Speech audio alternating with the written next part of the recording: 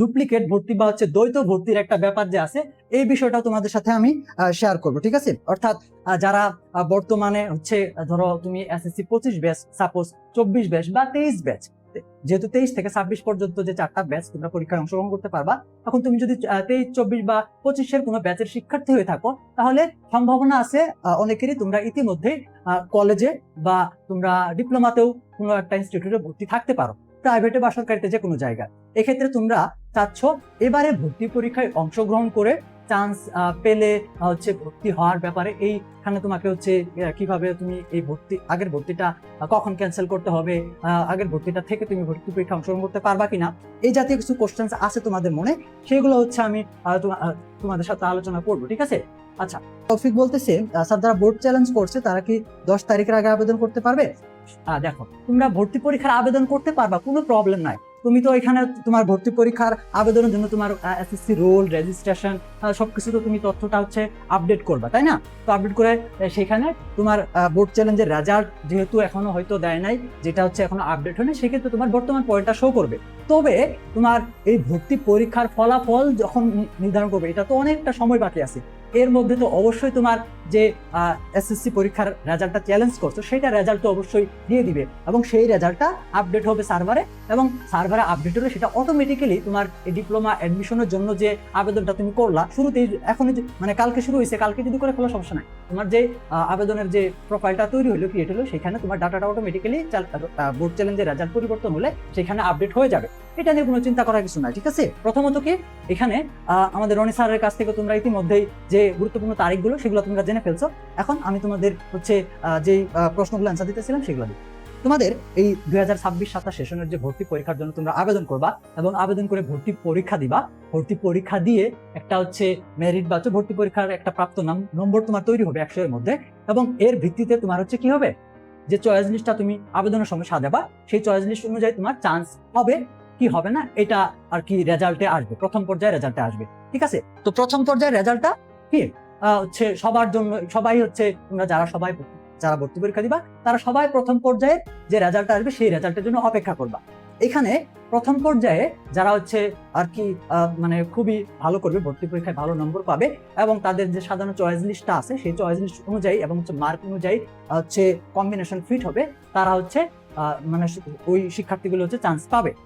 ঠিক আছে, এবং যাদের ভর্তি পরীক্ষা হচ্ছে তুলনামূলক খারাপ হবে বা হচ্ছে নম্বর কম পাবে বা হচ্ছে চয়েস লিস্টটা হচ্ছে সাধারণ এবং হচ্ছে চয়েস লিস্ট অনুযায়ী তোমার প্রাপ্ত নম্বর এটা হচ্ছে কম্বিনেশনে ফিট হবে না, এর কারণে হচ্ছে এরকম যারা থাকবে তাদের হচ্ছে আর কি ওয়েটিং লিস্টে রাখা হবে। অর্থাৎ তোমরা প্রথম পর্যায়ে তোমাদের কোনো ইনস্টিটিউট বা হচ্ছে টেকনোলজিতে চান্স হচ্ছে আর কি আসবে না, যেটা তোমরা হচ্ছে আর কি অপেক্ষমান তালিকায় থাকবা।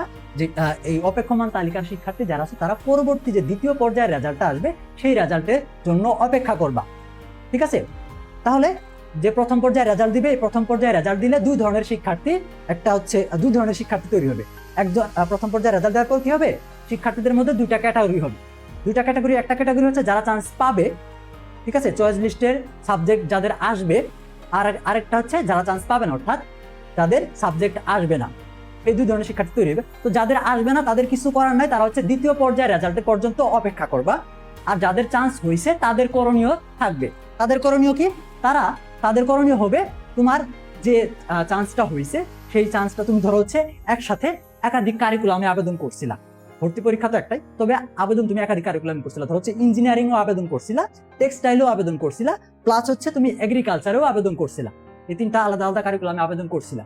এখন তোমার ভর্তি পরীক্ষা খুবই ভালো হয়েছে, এই কারণে তুমি ইঞ্জিনিয়ারিং এও একটা ইনস্টিটিউটে তোমার চান্স হয়ে গেছে, একটা সাবজেক্টে এগ্রিকালচারেও একটা হচ্ছে মানে হচ্ছে ইনস্টিটিউট তুমি পেয়ে গেছো, আবার দেখা গেছে যে টেক্সটাইলেও তোমার চান্স হয়ে গেছে। তিনটাতেই কি তুমি তিনটাতেই চয়েস দিছিলে এবং তোমার রেজাল্ট ভালো হওয়ার কারণে তিনটাতেই একটা সাবজেক্টে মানে চান্স পাইছো, প্রত্যেকটাতেই তোমার চান্স হয়েছে। এখন তোমাকে হচ্ছে আর কি হচ্ছে অপশন দেওয়া হবে, যে অপশনটা হচ্ছে তুমি আসলে এই তিনটার মধ্যে যে কোনো একটা বাছাই করো, অর্থাৎ তুমি কোনটাতে ভর্তি হবা এটা নিশ্চয়ন করো। তুমি তিনটা কারিকুলার মধ্যে যে কোনো একটাতে ভর্তি হওয়ার জন্য কনফার্মেশন করতে পারবা। হয়তো তোমাকে ইঞ্জিনিয়ারিংটাতে কনফার্মেশন করতে হবে, নয়তো এগ্রিকালচার অথবা টেক্সটাইল, যে তিনটার মধ্যে যে কোনো একটা। এখন তুমি ইঞ্জিনিয়ারিং এ পড়বা, ইঞ্জিনিয়ারিংটা কনফার্ম করবা, তাহলে ইঞ্জিনিয়ারিং কনফার্ম করার সাথে সাথে তোমার এগ্রিকালচারেও যে একটা ইনস্টিটিউটে তোমার চান্স হয়েছিল, অর্থাৎ একটা সিট তুমি হচ্ছে দখল করে ফেলছিলা, ঠিক আছে, একজন হয়ে 3টা সিট দখল করছিলা, তবে একটা কনফার্ম করছো, তাহলে বাকি যে 2টা আছে এগ্রিকালচার এবং টেক্সটাইলে, সেই 2টা কি হয়ে যাবে, ফাঁকা হয়ে যাবে, তুমি ছেড়ে দিলা এবং তোমার জন্য তুমি যে আর কি ইঞ্জিনিয়ারিং এর যেখানে চান্স ছিল সেটা নিশ্চিত করলা।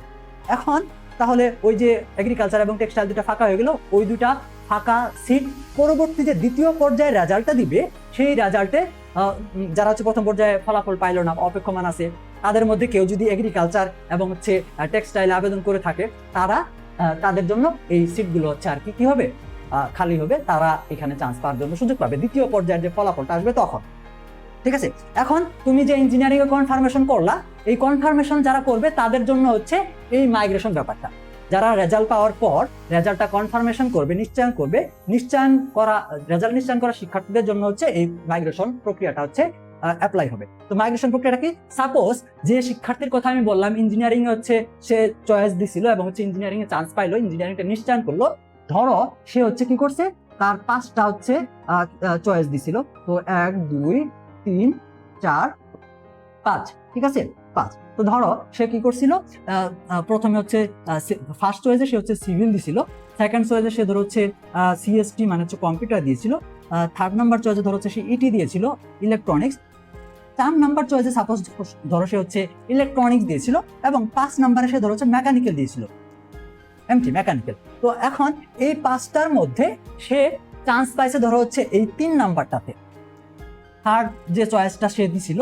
সেই থার্ড চয়েসে তার চান্স হয়েছে, অর্থাৎ সে ইলেকট্রনিক্সে চান্স পাইছে এবং সেটা সে নিশ্চয়ন করে রাখলো। এখন সে চাইলে তার প্রোফাইলে মাইগ্রেশনটা ডিফল্ট ভাবে সাধারণত অন করা থাকে, ঠিক আছে। তুমি যদি মাইগ্রেশনটা বন্ধ করতে চাও, সেক্ষেত্রে প্রোফাইলে গিয়ে মাইগ্রেশনটা অফ করে দিতে হবে।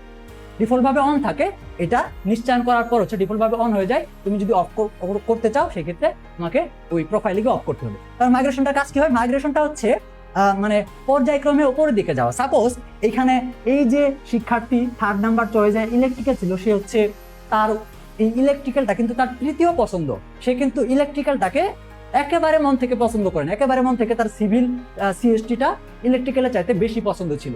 তার মানে এখানে মাইগ্রেশন সে যদি মাইগ্রেশন অন রাখে, তাহলে তার জন্য পরবর্তী ধাপে যে রেজাল্টটা আসবে, দ্বিতীয় পর্যায়ের যে রেজাল্টটা আসবে, সেই দ্বিতীয় পর্যায়ের রেজাল্টের মধ্যে প্রথম পর্যায়ের শিক্ষার্থী যারা আর কি নিশ্চয়ন করছে প্লাস মাইগ্রেশনটা অন রাখছে, এই মাইগ্রেশনের রেজাল্টটাও তাদের সাথেই আসবে। তো মাইগ্রেশনটা করবে এমন, তোমার যেখানে চান্স হয়েছে, যততম চয়েসে চান্স হচ্ছে, তততম চয়েস থেকে উপরের দিকে পুশ করবে।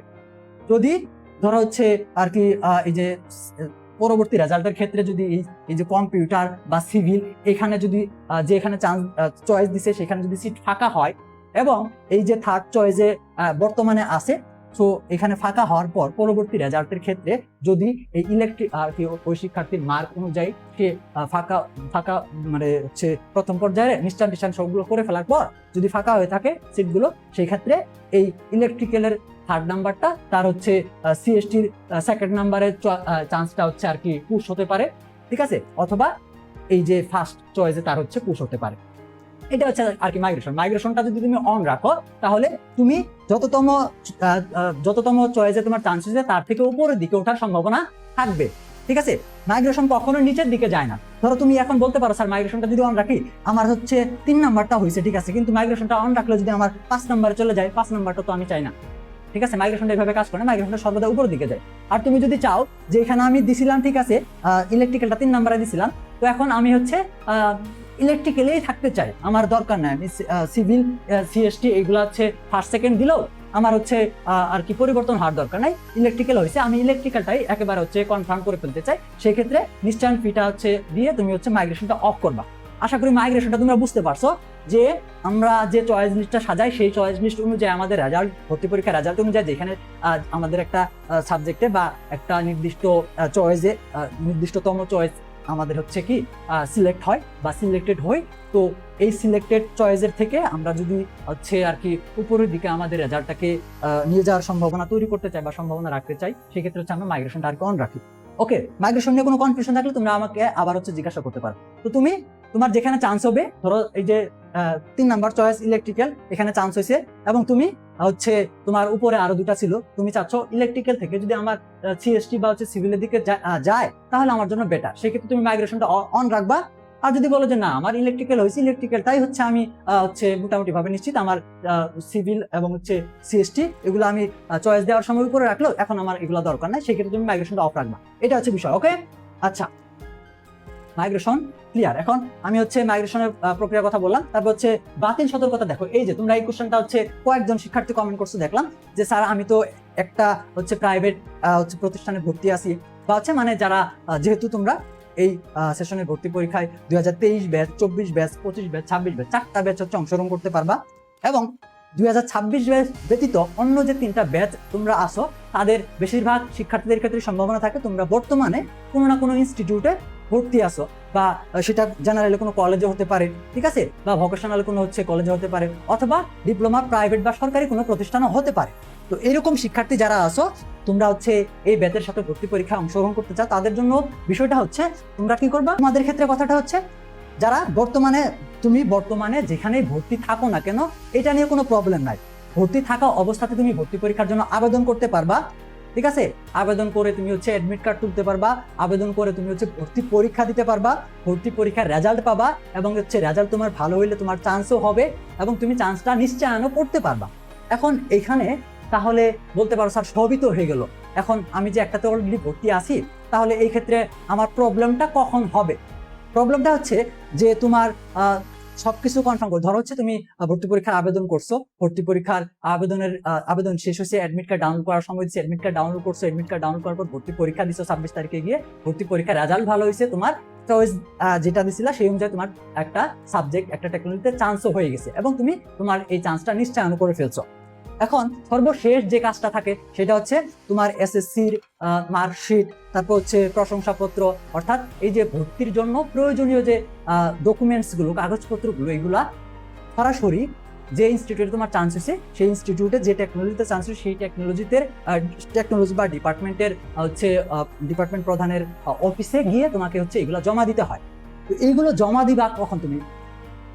দিবা কখন এগুলা হচ্ছে যে নির্দিষ্ট ডেটগুলো আলোচনা করলো তোমাদের সাথে রনি স্যার, সেই ডেট অনুযায়ী আর কি হচ্ছে তোমাদের ইনস্টিটিউটে গিয়ে হচ্ছে জমা দিতে হবে।